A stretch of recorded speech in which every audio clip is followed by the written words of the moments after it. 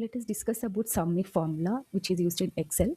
When we use the SUMIF formula, so whenever we have the set of items and we want to group that items and find out the sum for that group items. So example here we have a table called product table. So it has the product category and its sales. So here if we see category has the types as clothing, electronics, furniture, grocery and stationery. So we wanted to see these categories sales sum.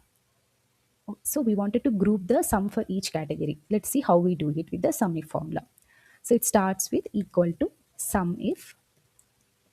Then the first field which we select is the range of the categories for which we are finding out the sum.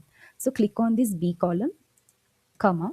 So then this particular range where we wanted to match with. Here we are matching this category with this column. So that's why select the electronics, the first one, then comma. Then we need to provide the sum of the sales range. So click on the C column so that all this C column will be selected and its sum will be find out.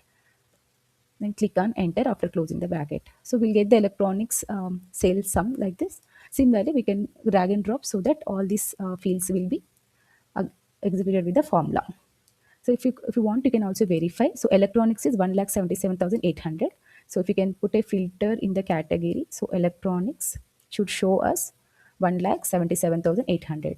So like that, we can save more time with the SUMIF formula.